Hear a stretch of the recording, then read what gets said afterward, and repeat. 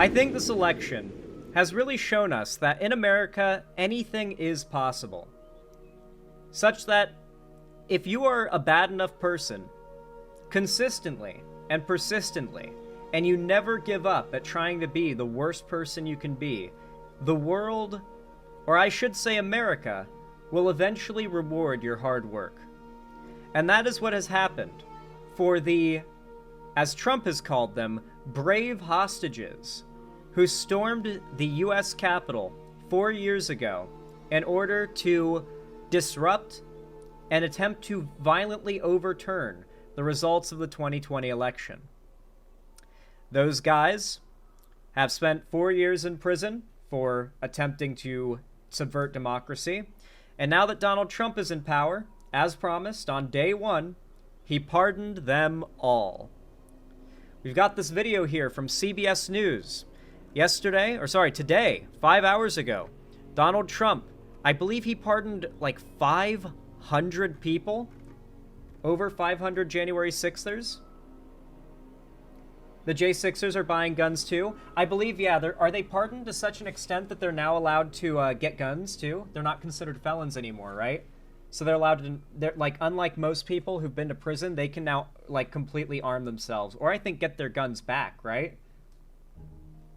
If they had their guns taken away when they were arrested. He pardoned 1,500 January 6'ers, specifically 1,590 of them. Damn. Or 1,500, okay, yeah. 1,500 J6'ers. Damn. Listen, guys, if you never give up at being a bad person, America will reward you for your hard work. That's what meritocracy is, and that's the meritocracy that we live in. And so here we have it. These Jan 6th rioters are out of prison after Trump's pardons. Multiple of the people that have been released, by the way, are the leaders of far-right terrorist organizations. So, for instance, the leader of the Proud Boys has been pardoned and released from prison. The same goes for, it was some, like, far-right, like, white nationalist group. It was, like, white identitarian something or another. It's, like, a really weird, like, obvious Nazi name, but it was another Nazi terror group where the leader was also pardoned. So those groups are going to be the Oath Keepers. Yeah, the Oath Keepers.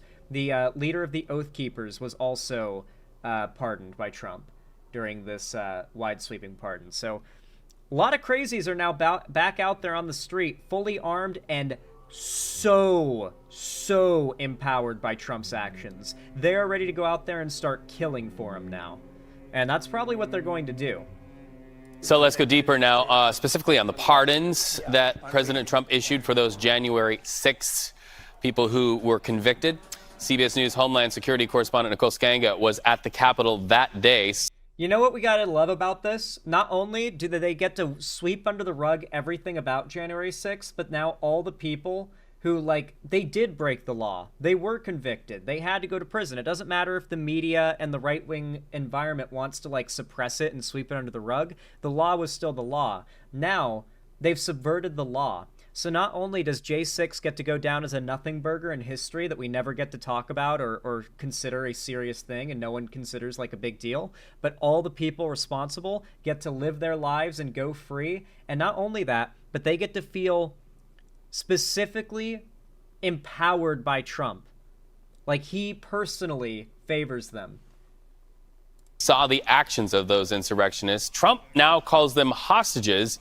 Many went to jail over this. Many pled guilty. So the big question, how does this work and when will they be released? Yeah, some have already been released, Reed. Just last night, two brothers convicted in connection to that Capitol attack became really the first of the rioters to be freed. Andrew and Matthew Valentine, they're from Stroudsburg, Pennsylvania, and they were released from the D.C. jail. There was a big crowd outside. We had a CBS News team on the ground. Both had previously pled guilty to 2 counts each of assaulting police, and Andrew's plea included, one count of assaulting police with a dangerous weapon. He had allegedly struck an officer with a thrown folding chair, and he was, convicted and sentenced to jail time. The Trump administration officials actually made the announcement outside of the D.C. jail. You got to remember, all these people raised millions of dollars for every one of them. Remember, The right is way better at grassroots organizing and funding than the left is by like millions of magnitudes over. All of these guys are not only getting out of prison now with a full, I think, expunged record, but they're also coming into, I think, ranging from six figures to millions of dollars in raised money from other Trump supporters because they ran these like big money raising campaigns to help fund the people that had been arrested and convicted for the J6 thing. And so they literally made all these guys are coming out of prison millionaires. Keep that in mind. Not all of them, but a lot of them are coming out millionaires. Last night, adding that Elon Musk, And that's before they get to run the whole conservative media circuit that dominates our entire media landscape now. X and, tech billionaire was the quote-unquote mastermind behind their sort of sudden freedom. Trump also, though, commuted the sentences for 14 other defendants, and that includes Stewart Rhodes. He was the former leader of the Oath Keepers militia.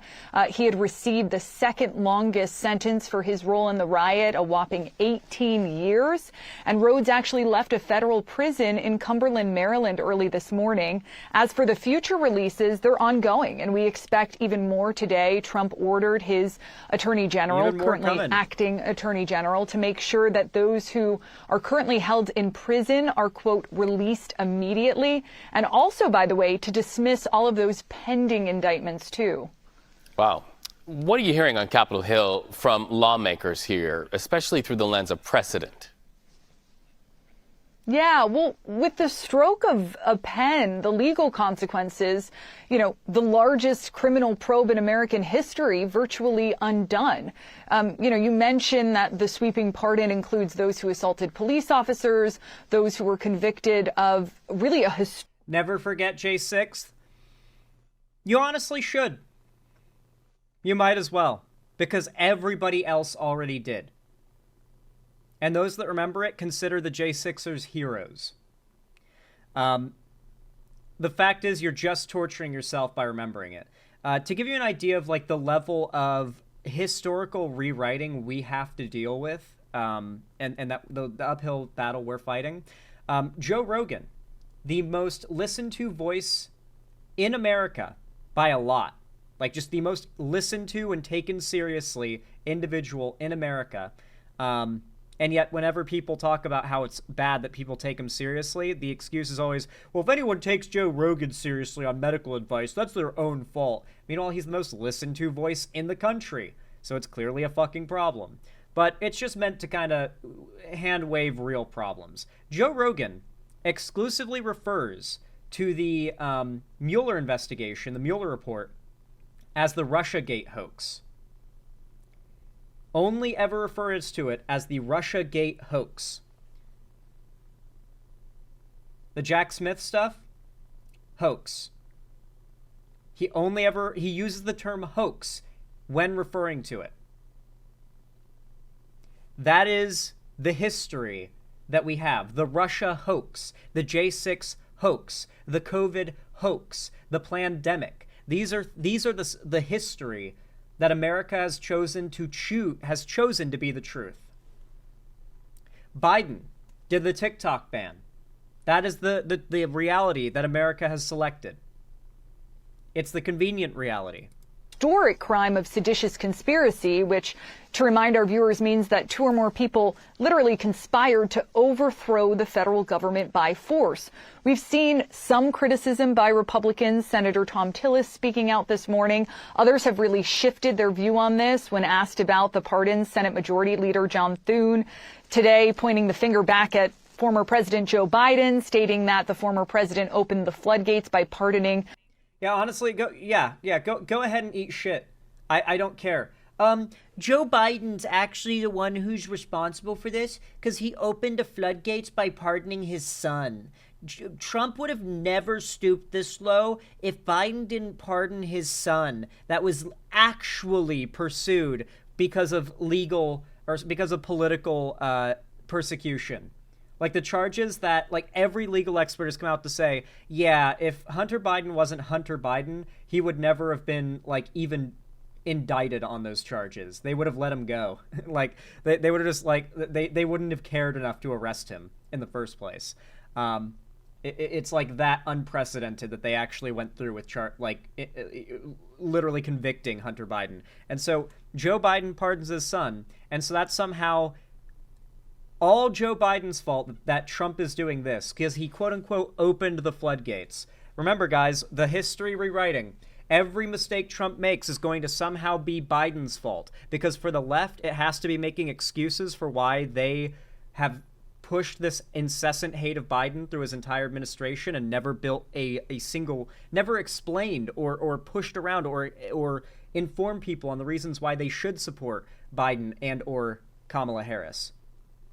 And now they want to feel justified in having held that position by saying, well, Biden was so bad that he's made Trump worse.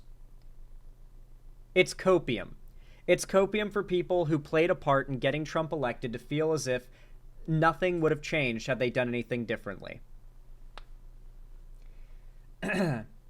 Wes Knowles, thank you for the $10 Canadian super chat. I appreciate it. It says, keep cooking Trump. I love you. Thank you. I appreciate that. And I will keep cooking Trump. It will never end. His own son, Hunter. But we should also point out in this all read that this is not what Trump administration officials, transition officials had signaled. In fact, just a week ago, then Vice President-elect J.D. Vance said that Trump, quote, obviously would not pardon those who committed violence. Last week, Trump's pick. I'm sorry, did you ever for a million years think they were truth tellers?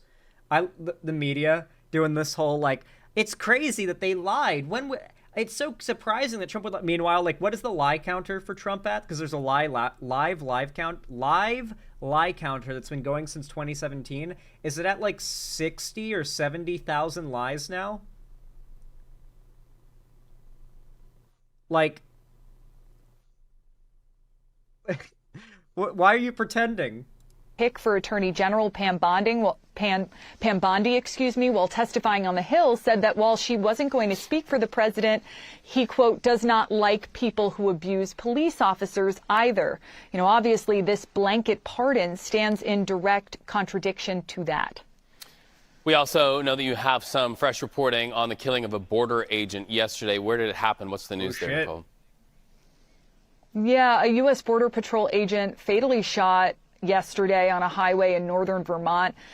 You just know that like violence is going to escalate so much. Like people are gonna, even the people that you would think would be doing the violence are going to have violence done on them because of this situation. Like Trump's election is just going to plunge this country into political turmoil.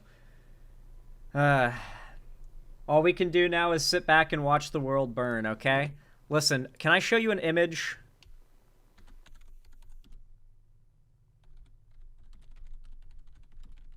This is just going to be me for the next 4 years, all right? I need all of you guys to just have this energy for the next 4 years, okay? If this is your energy for the next 4 years, everything will be fine. Everyone who knows the context of this image knows exactly how perfect it is. Just have this energy for the next 4 years, and everything will be fine. Oh, man. Oh, man. Oh, man. South of the Canadian border, authorities confirmed to us, and that death was confirmed by not only the FBI, but the acting Secretary of the Department of Homeland Security, Benjamin Huffman, in Washington, really just moments after he, assumed that position. And in a statement, the FBI said that in addition to that agent, there was a suspect in the shooting who was also killed, and a second suspect who was wounded and then later taken into custody. And that encounter happened along Interstate I-91 in Coventry, about 20 miles from the Canadian border. The FBI said there was no ongoing threat there, so some relief for the public. But they have launched an investigation, as they do, into any law enforcement death. So has the Department of Homeland Security, and so we await further details on that, Reed. Nicole? It's so wild. A Border Patrol agent was killed near Canada? I have a feeling this might not have anything to do with, like, the cartel or whatever. Just a sneaking suspicion. Just a hunch. Cole Skanga, thank you so much for your live report and streaming with us from our nation's capital. We know it's been a busy week for you and will likely continue. Trump's return to power looming over the World Economic Forum. Oh, I'm sure. All right. Man, I'm curious what the comments are like. Either the comments are going to be very reassuring, or they're going to prove my point that Americans are fucked. Let's read the comments. What about the elderly woman passerby who was arrested for being in the area on the street? Quote, many pleaded guilty. Well, of course they did. When they're poor, suddenly the justice system is no longer corrupt when they go after people they don't like. I don't know where I've been, but I did not realize CBS is as bad as CNN. CBS, aka complete BS. Joe pardoned the Capitol police officer who killed that woman. I was curious to see if CBS changed. Nope, still the same. Congress lied. Still in jail until now after 4 years. Unbelievable. What an insult to veterans who protect the Constitution. We protect it for what? Embarrassing. Okay, this seems like a reasonable comment. A few of these people were guilty of violence. Most should never have been imprisoned. Not rioters, political prisoners. Thank God they are free, American heroes. We need to make them all millionaires. Well, there you go. They already did, though, to be fair. Emily Anderson, they already did that. I want to see you pick apart Joe's pardon picks, lol, pedophiles and tax evaders. Can somebody explain to me what the people of January 6th thought they were going to accomplish? Unburdened by what has been, laughing, crying emoji. When is the FCC going to shut down CBS? Is that tomorrow? I hope so. So to be clear, guys, like a lot of the replies are like, when is Trump going to use his federal power to shut down political people that we don't agree with? Like they're like, you've got the comments saying the left just wants to sign, and then you've got the comments saying, when is Trump going to shut this down? Fantastic. Cry harder, and then like 10 laughing crying emojis. Joe pardoned 2 cop killers in Virginia. YouTube, enough with the fact check banners. Also in news, Joe Biden has preemptively pardoned the Jan 6 investigators, laughing crying emoji. Based, they were hostages, not criminals. CBS, we are sick of your lies. They were hostages, the whole thing was a Fed setup. They should have all been released years ago. Our country is now a joke. Well, that's a reasonable comment. So this only proves that democracy as we know it is moot. I guess that happens only because pardons from presidents have gone out of control, especially since there's no consequences for those who do the pardoning. Just saying. Good, most of the sentences were unfair and unreasonable, had no bail clauses, etc. Just the thought of all those videos of the doors and gates being opened by the Capitol security guards, inviting the people in, and the shaman with those big horns being peacefully escorted through the hallways makes us realize how close we came to losing our democracy. We should all be absolutely terrified at what we're witnessing. With that done, now's the time to press charges on the security guard who willfully murdered Ashley Babbitt. C stands for China, owned, and payoffs. Wake up and watch other channels too, and make your own singular decision. Telling people that CBS is paid for by China. So the guy that shot him should be freed as well. Evil CBS. Don't forget Ashley Babbitt. It is utterly ridiculous that violent people are being pardoned. Pardons are supposed to be used for non-violent offenses. Disgraceful. Team Freedom. As you can see, the comments are overwhelmingly, like, cheering for this. They were chanting Kill Pence? No, they weren't. That's leftist misinformation, Cat and Travel. That's punishable by arrest. You're imposing on Trump's freedom of speech. He says that they were peaceful, and when you say that's not true, you're imposing on his freedom of speech. That's punishable by prison.